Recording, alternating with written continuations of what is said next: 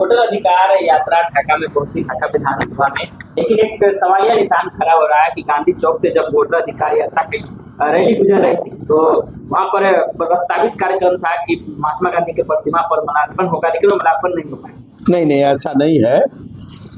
वो तो उस परिवार से आते हैं राहुल गांधी जी, जिस परिवार को गांधी जी ने अपने इशारे पर चलाया। और राहुल गांधी जी कोई छोटे परिवार के थोड़े हैं। आपके इंडिया के त्याग करने वाले में से, आपके भारत को त्याग के बदौलत अपनी सारी संपत्ति, अपना मकान हैदराबाद का डोनेट करने वाले लोग हैं। इसको सींचने में भारत को, हिंदुस्तान को सींचने में उनका एक एक खून लगा है। राजीव गांधी ने अपना खून बहाया, इंदिरा गांधी ने अपना खून बहाया। उस वंशज से राहुल गांधी जी आते हैं। और गांधी जी का आज मूर्ति लगा है। जब जिंदा वो थे उस समय भी पेरिस से उनका जवाहरलाल नेहरू का कपड़ा धुल के आता था। वैसे व्यक्ति को, जवाहरलाल नेहरू को गांधी जी जो कहते थे वही लब्बैक करते थे और वही यस मैन की तरह काम करते थे। उनके तो दिल में, रग रग में गांधी जी का सम्मान है। लेकिन व्यवस्था ऐसी थी, हमारे यहाँ भीड़ इतनी हो गई थी कि उनका उतरना मेरे लिए नामुमकिन था। मेरे इस ऑफिस का उद्घाटन मेरे नेता तेजस्वी प्रसाद यादव जी और राहुल जी के हाथों होना था। तेजस्वी प्रसाद यादव जी ने मुझे समझाया, मैं सभी लोगों के सामने बात किया था जब 2 घंटा का उनका विश्राम समय था। उन्होंने कहा कि इस अवस्था में ऐसा नहीं करिए, तो हम किसी और मर्तबा आकर के उद्घाटन कर देंगे, इसमें डिस्टर्ब नहीं हो, ऐसा कोई काम करे। मैंने कहा कि नहीं सर, बाद में ही उद्घाटन होगा, ये रैली सफल हो जाए वो मैं चाहता हूँ। तो मैंने यहाँ पर एक क्षण के लिए नहीं रोका। जितने कार्यकर्ता उत्साह में थे कि नहीं आज ऑफिस का उद्घाटन करवाना है, संगठन जिला राजद का ऑफिस सज धज के तैयार है, ये आपने सीढ़ी से चढ़े होंगे तो देखे होंगे। लेकिन उन्होंने साफ साफ मना कर दिया और मैं भी मान गया और मेरे अपने कार्यकर्ताओं से आकर के हाथ जोड़ करके कहा कि रोकने की कोशिश नहीं कीजिएगा।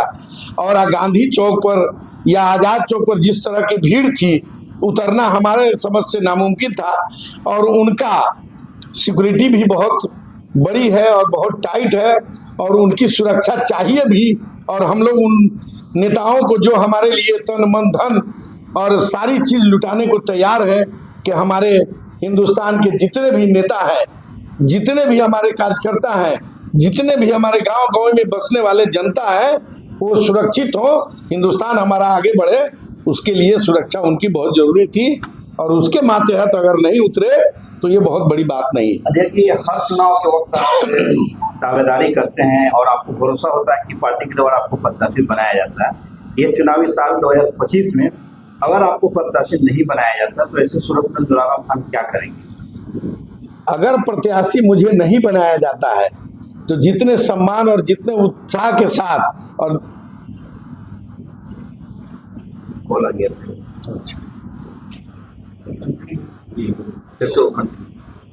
जितने सम्मान और जितने उत्साह के साथ अगर प्रत्याशी नहीं बनाया जाता तो अगर प्रत्याशी मुझे नहीं बनाया जाता है आला कमान से, हमारे माननीय गार्जियन नेता लालू प्रसाद यादव जी के तरफ से और तेजस्वी प्रसाद यादव जी के तरफ से, तो जिसको भी वो बना करके भेजेंगे उम्मीदवार, मैं अपनी पूरी ताकत के साथ, जैसे और दिनों में पूरी ताकत लगाते रहा हूँ, इस बार उससे ज़्यादा ताकत लगा करके जिताने की कोशिश करूँगा।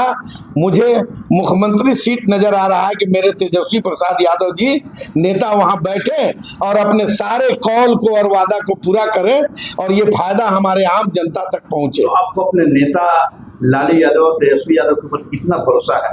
बहुत भरोसा है। इतना भरोसा है कि मुझे कोई सूचना नहीं है, किसी तरह की जानकारी नहीं है और मुझे बुला करके और जिला अध्यक्ष का चिट्ठी दिया गया। मुझ जैसे नाचीज के लिए ये बहुत बड़े मान और सम्मान की बात है। और इतना भरोसा किया कि आप जिला जा करके चलाओ और देखो कि कैसे क्या होगा। और उसमें हम लोग टाइम टू टाइम उनसे मिलते भी रहते हैं, उनसे निर्देशित होते रहते हैं। हम लोग भी अपना सलाह दे करके उनसे कुछ हासिल करके यहाँ आकर के पार्टी का काम करते हैं। क्या टिकट के समय जिस तरह आपको जिलाध्यक्ष बनाया गया था, बिल्कुल उसी तरह अचानक आपको बुलाया जाएगा और सिंबल घुमा दिया जाएगा? हो सकता है, ये उनके मन की बात है। उनके मन में अगर ईश्वर ने और भगवान ने, अल्लाह ने ऐसा दिया कि नहीं नूर आलम उस काबिल है, उसे भी उम्मीदवार बनाया जा सकता है, तुम उसे उम्मीदवार बनाओ। अगर उन्होंने उम्मीदवार बनाया तो बहुत मजबूती के साथ, जितनी मजबूती होनी चाहिए उससे ज्यादा मजबूती के साथ लड़ेंगे भी। और हम अपने लालू प्रसाद यादव जी जो मेरे गार्जियन हैं, उनके आशीर्वाद से जीत करके भी जा करके जीत का माला तेजस्वी प्रसाद यादव जी के गले में पहनाएंगे भी। क्या तैयारी है चुनाव लड़ने की? तैयारी मेरी सिर्फ ये है कि एक एक घर में दौड़ रहा हूँ, एक एक माँ बहनों से, बिछड़े हुए जितने भी लोग हैं, गांव गंवई में, खेत खलिहान में जो काम करने वाले लोग हैं, उनसे मैं मिलता हूँ, चरण स्पर्शी होता हूँ और उनके जितने भी प्रॉब्लम्स हैं, जितने भी उनकी बाधाएं हैं, काम है। जैसे मैं जिला परिषद प्रतिनिधि हूँ, जिला पार्षद मेरी पत्नी है, उसके माध्यम से 2 बजे रात में भी अगर किसी का कॉल आता है तो मेरे सिरहाने कॉल मोबाइल रखा रहता है, और 2 बजे रात में किसी को सांप काटता है तो उनके आने के पहले मैं रेफरल अस्पताल में हाजिर रहता हूँ और डॉक्टर को जगा के बैठा रहता हूँ और वो मरीज आता है, ट्रीटमेंट कराता हूँ। 6 घंटा सांप काटने वाले को बैठाया जाता है, मैं 6 घंटा बैठ करके जब तक घर नहीं भेजता हूँ मैं लौट के नहीं आता। आप राशन कार्ड ले लीजिए, वृद्धा पेंशन ले लीजिए, आप लोग पत्रकार बंधु हैं, आप लोग गांव गंवई सब जगह घूमते हैं, एक भी रुपया किसी से मैंने लेने का काम नहीं किया, अपने से बनवा करके उनके घर तक पहुंचाता हूँ। 10,000 से भी ज्यादा राशन कार्ड और वृद्धा पेंशन बनवाया हूँ। आप लोग भी किसी न किसी गांव से आते हैं, आप अपने गांव में सर्वे करा लीजिए, जिस भी राशन कार्ड की बात करेंगे तो कहेगा कि नूर आलम खान ने बनवा दिया है। और सेवा जो होना चाहिए वो मैं कर रहा हूँ, वो इसलिए कर रहा हूँ कि मेरे पार्टी की छवि बने, मेरे पार्टी पर विश्वास जमे और मेरे पार्टी को वोट दे करके मेरे नेता को मुख्यमंत्री बनावे। कितना भरोसा है ढाका की जनता के ऊपर? बहुत भरोसा है। अगर आपको मौका मिला पार्टी के द्वारा, अगर मौका मिला पार्टी के द्वारा तो मुझसे ज्यादा लड़ने वाले देहात के जो लोग हैं, आम जनता, आम जनमानस है, वो जिस गली से मैं जाता हूँ, नूर आलम भाई आप सिर्फ टिकट लेके आइए, हम कहा कि दुआ कीजिए, जो भी लेके आए उसको मदद करके जिताना है।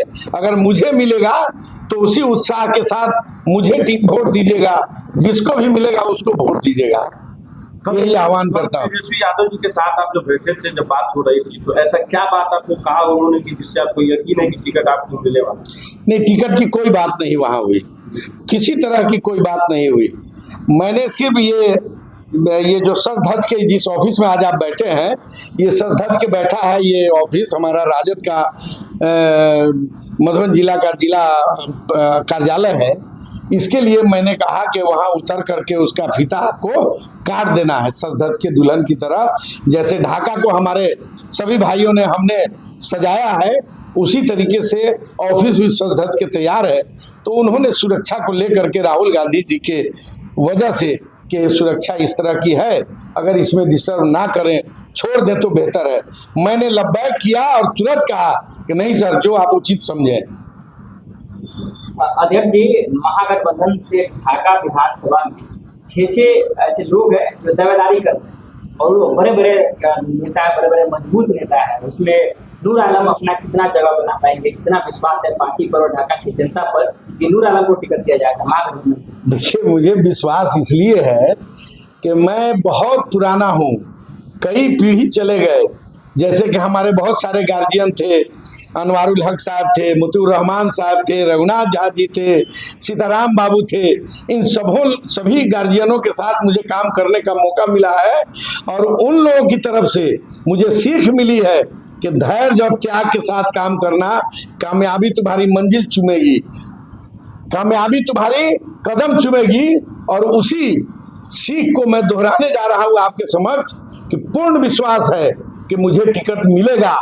मैं सिर्फ ये कह रहा हूं कि मेरे नेता को जो भी अच्छा लगेगा, मेरे नेता अगर किसी दूसरे को भी टिकट दे देंगे तो भी मेरी ताकत और मेरा उत्साह उतना ही रहेगा जितना आज है। आपके कॉन्फिडेंस लेवल को देखकर कहा जा सकता है कि इस बार ढाका विधानसभा के महागठबंधन का टिकट नूर आलम के हाथ जाएगा? ये मेरे महागठबंधन के जो नेता है तेजस्वी प्रसाद यादव जी और लालू प्रसाद यादव जी जो हमारे गार्जियन है, वो निर्णय करेंगे और मेरे हक में करेंगे, चाहे जो भी फैसला वो ले। कभी भी मेरे हक में ही उन्होंने फैसला लिया है। धन्यवाद। शुरुआत से लिखी थी और काफी सफल माना जा रहा है। लेकिन एक चर्चा अब राजनीतिक गलियारों में उठ रही है, जिस तरीके से नूर आलम साहब तेजस्वी यादव के बगल में बैठकर कानों में कुछ कुछ बातें कर रहे थे, वो फोटो जो फुटेज है सोशल मीडिया पर काफी वायरल हो गई और ढाका विधानसभा में चर्चा हो रही है कि नूर आलम साहब को महागठबंधन का टिकट मिले। देखिए, कल का जो भी आयोजन सफल हुआ, महात्मा गांधी ने सत्याग्रह आंदोलन यहीं से शुरुआत किए थे। तो कल का जो है वोट अधिकार का हुआ, चंपारण ने पूरे हिंदुस्तान को दिखा दिया। यहाँ के एक एक कार्यकर्ता, यहाँ एक एक नौजवान, यहाँ एक एक राजद, महागठबंधन के सारे नेता, खास करके यहाँ जिला अध्यक्ष नूर आलम खान साहब, और यहाँ एक छोटे से कार्यकर्ता से लेकर एक बड़े कार्यकर्ता तक, एक पदाधिकारी तक, जिन्होंने अपने जोर शोर लगा के इस सफल कार्यक्रम को सफल बनाया। और यहाँ देखा जाए तो टिकट की दावेदारी में नूर आलम खान साहब भी बहुत पुराने कार्यकर्ता हैं, राजद से हैं, और भी दल के कहीं हो सकते हैं, लेकिन जो मेहनत करेंगे, जो आला अधिकारी जो निर्णय लेगा, उन्हें वो टिकट दिया जाएगा। और हम लोग कार्यकर्ता है, जिला महासचिव युवा से हैं, और राजद के कोई भी महागठबंधन से कोई भी नेता अगर यहाँ प्रत्याशी बन के आते हैं तो सब लोग उनका साथ देंगे। एक एक जोर लगा के, एक एक वोट से, एक एक मत से उनको विधानसभा भेजने की पूरी प्रयास करेंगे।